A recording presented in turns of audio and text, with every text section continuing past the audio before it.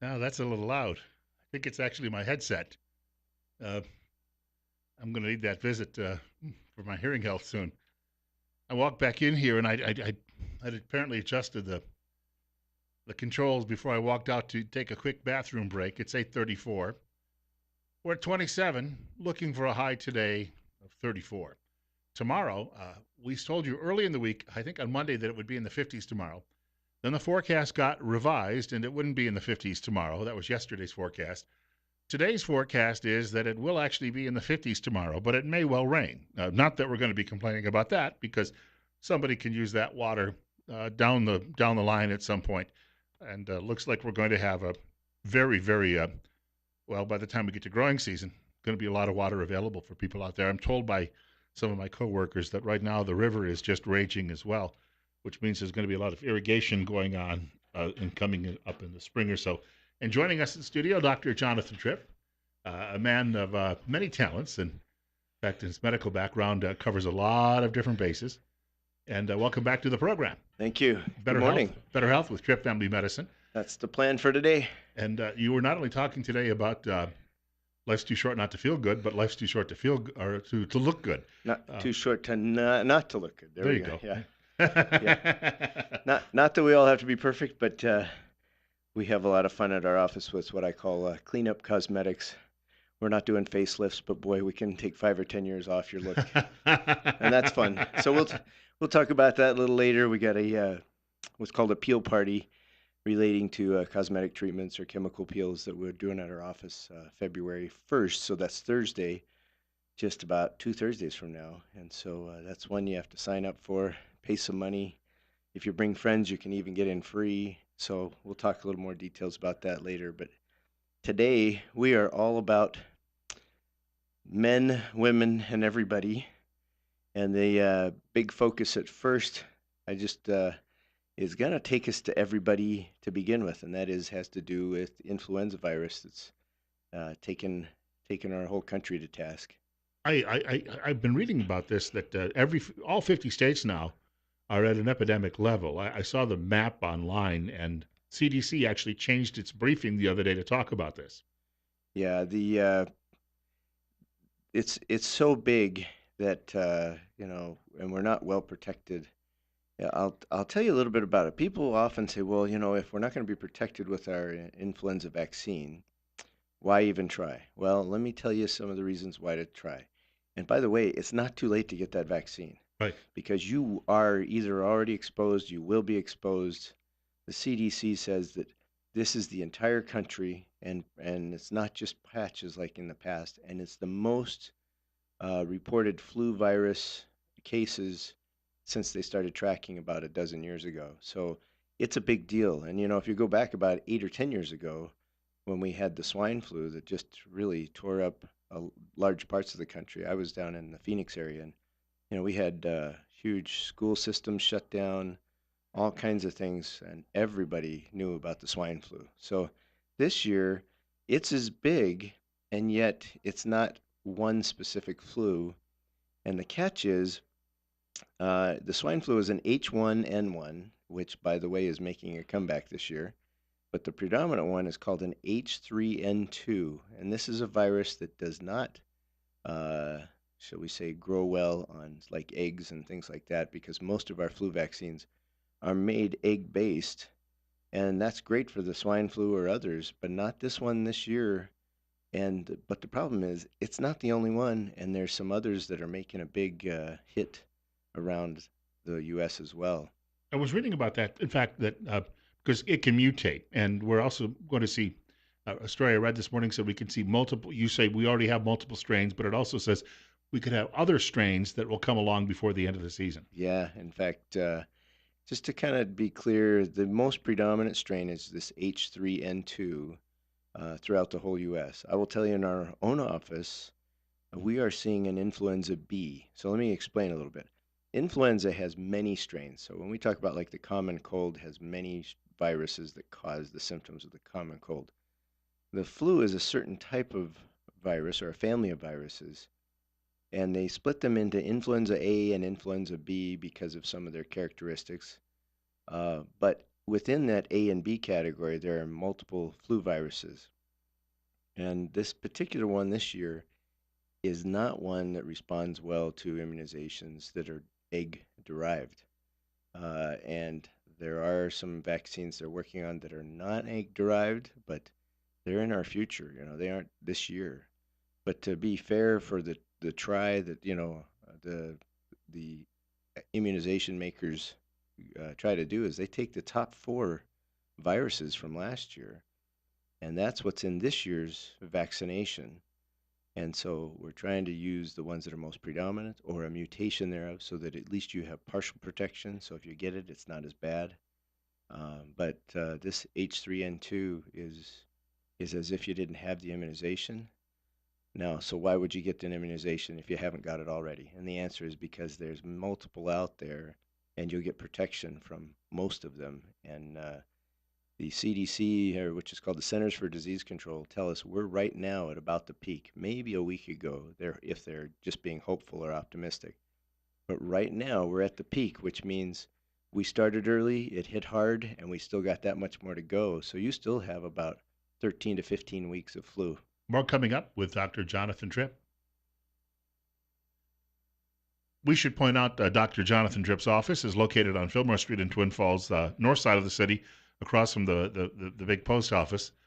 And the doctor's office is still looking for new patients. We want to reiterate that. Absolutely. No, we are still growing. We've grown enough that we pushed our administrative staff across the grass, a patch of grass across from us. So we have kind of an annex now. But I was talking real estate with the doctor about this very situation last week at the grocery store.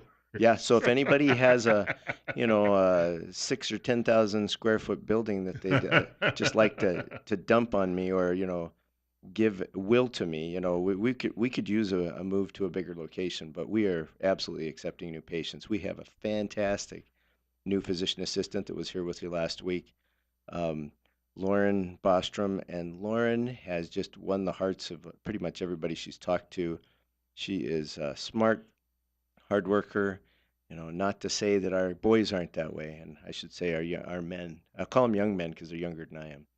But both Jeremy and Russell, that have been our longstanding physician assistants, very high reputations, very smart. So whoever you see at our clinic, I think you'll feel well taken care of and hopefully welcomed, because it's really fun to have personalities that are warm and welcoming rather than kind of the sterile environment of what I'll call corporate medicine. So there's my plug for our office, and whether it's you got the flu or whether we're going to talk about cosmetic stuff, it's there's a lot of fun to be had there, and we especially invite little kids because the teenage and preteen and the 6 and 5 and 2-year-old crowd are all playtime for me. I'll just tell you, my theory is the 5-year-olds are at my level of entertainment, and the teenagers, I realize that it's my obligation as a father of teenagers to harass other people's teenagers. So most parents agree with that. I know So that. I remember that well. Uh, we were talking earlier about the flu, and I know you have some other topics to cover too as well. But yeah. I had a thought went through my mind. If you get the shot, and maybe so far it hasn't maybe been that effective against most of these strains, but some of these strains, they could because of mutations. Some of these strains could change, and then that shot could be very effective throughout the rest of the season. Well, and then not even mutation. Additional strains are coming. Now, will they take over the whole country or will they be in pockets? Like I say, for us, we have a pocket of what's called influenza B, and it has the immunization has helped a great amount. I know I've been exposed to it over and over and over and haven't gotten it. So I'm pretty darn sure that we're covering that particular strain that is heavy in our area. No cure for it, I guess, but there are ways to ease symptoms, right? Yeah, and the biggest part is protection. We were talking offline about hand washing and how long the flu virus can hang around on an object, and hours and even sometimes days that you touch that, and then you pretty much eat, rub your eyes, something that you put it in your own body, and that's when you really get it. Or it's in what's called respiratory droplets. In other words, somebody coughs, sneezes, it's in the air, you breathe that air in. So you do want to avoid, sharing it with by coughing. You want to avoid those that are coughing. Um, you want to watch who you're kissing. You know, that's part of the deal. Hmm. We had a little fun with a new couple got together recently that they admitted the reason they're sick is, you know, they've had a little bit of little kissing disease going on. So it's a lot of fun to talk about what not to do. But basically, every time you eat, if you will wash your hands just before, there's almost no way you'll get contaminated with a lot of things that cause you nausea, vomiting, diarrhea, or the flu, whether that's, you know, the flu is upper respiratory symptoms and lower respiratory, meaning cough and congestion, and body aches is the big key. So let me tell you about that.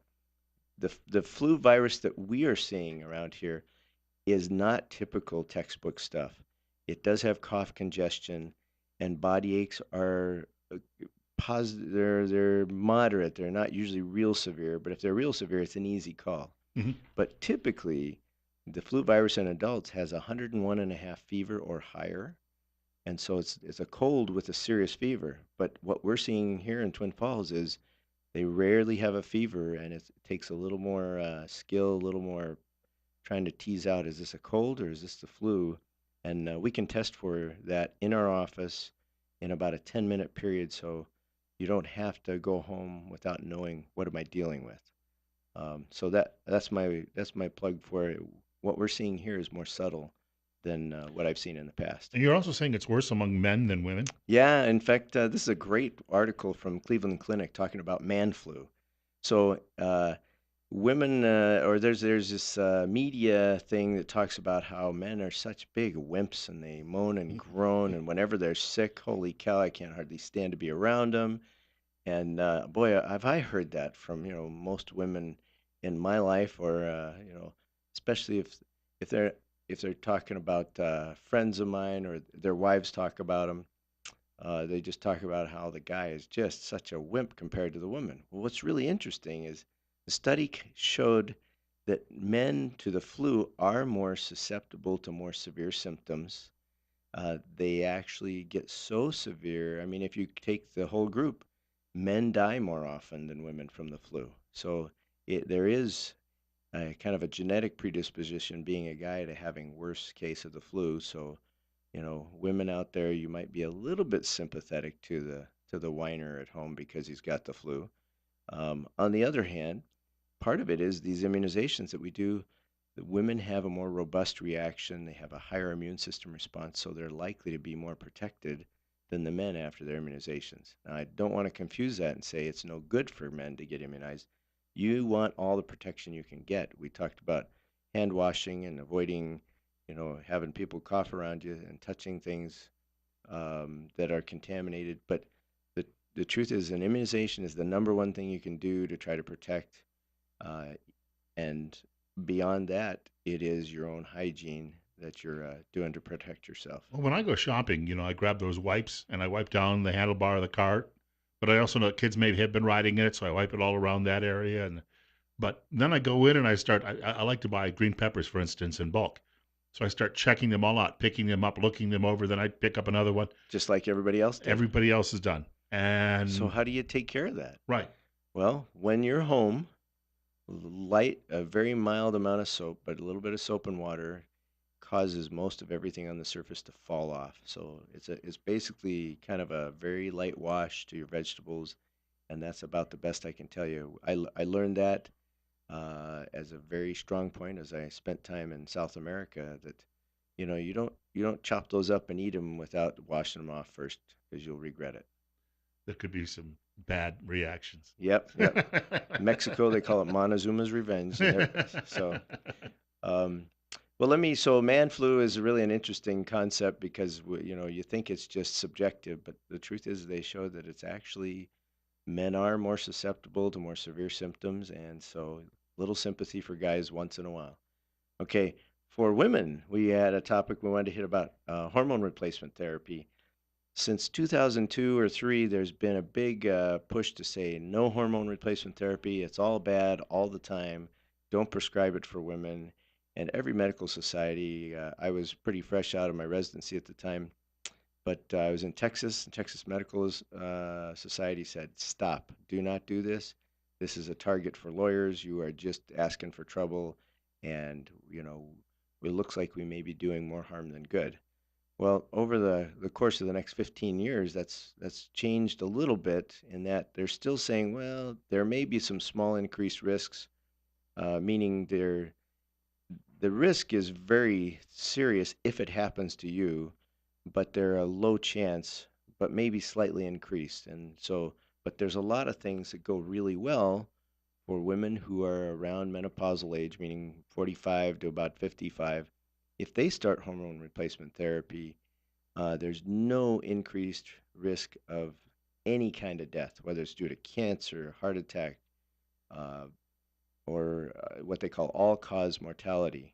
So that doesn't mean you can't have a small increase in breast cancer or a small increase in uterine cancer. Those are all real. And so if you are on hormone replacement therapy, these you need to have this discussion with your provider about what are your real risks and take into account your family history. But this is a very big shift that women that are having uh, hot flashes and other menopausal mood changes, things like that, that really are making life not too great, that estrogen or progesterone, and I would recommend you consider what's called a bioidentical, meaning it's the same molecule come as your body manufactures. Either one of those may be a great change for your health and your quality of life. And some of the things I would throw out, we talked a little bit about cosmetics earlier. Even integrity of your skin, the thickness of the skin, so the crepiness that shows up with age, that is reduced or reversed somewhat. Things like vaginal dryness definitely is a change if you can have ongoing estrogen. And so this is an area that is good news for women that have symptoms relating to menopause. And probably the single biggest effect is increased or maintained bone density so that you avoid fractures due to osteoporosis. So hormones aren't all bad, but there are some risks, and you need to know what those are before you decide that's the right answer for you. Yeah, I had a friend. I remember meeting her at a. I went to high school with her, and I was on a parade route visiting one time back home, and ran into her, and we got to chatting, and I mentioned how she had seemed to maintain her youthful look well beyond, I think 40. But she said to me, she said, if it wasn't for certain treatments, she said, I'd have a mustache thicker than yours. Uh, so we have a caller with us, doctor, and Okay. it's coming up on 8:54. We're at 27. Caller, you're on the air with Dr. Tripp. Hey, just a shout out this morning coming down Falls Avenue, everything east of 3400. That road is All right. Hey, all slicking. well, thank you. Thank you for the update. Wanted to point out you do have the Peel Party coming up. We mentioned that earlier in the program. Yeah, on February 1st, that's I think 2 Thursdays from now, if I might be three. It's pretty close to two, isn't it? I can't keep my calendar straight. This has been the longest week of my year so far. It's only a, what, 2.5 week year so far. But it just feels long this week, I guess. Um, so February 1st, Thursday, it's going to be afternoon and evening.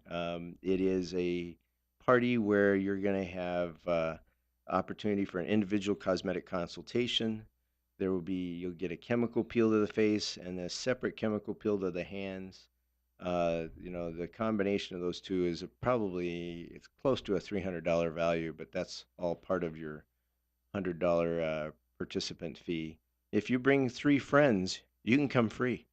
But it is fun to have friends. We've done these before, and when you have kind of a small group, there's a lot of fun to be had because you're learning about things that'll actually make a difference. These are not snake oil and mumbo jumbo. This is old, tried and true, safe treatments, and so these are things that I have a lot of experience with, and pretty well can tell you on the spot what you should expect for improvements. These are not facelifts, so I'm not getting into surgery and things like that. But you also get a week later what's called a micro resurfacing treatment. That's another $90 value, but again, a separate cosmetic treatment for smoothing the face, rejuvenating the dermal layer underneath, which the dermis is your foundation. So if you think of a quilt that's wrinkly or beat up, you put more batting material under that quilt and it smooths out, looks a lot better. Great. And we can not only put more batting material in, but we can smooth the surface and make it shiny again. So there's a lot of fun to be had here. So call our office. Let me tell them where. 208 933 4400. That's 208 933 4400. And let them know you want to be part of the peel party and bring a friend. Have some fun with that. So, what am I promising on this? Smoother skin, brighter skin.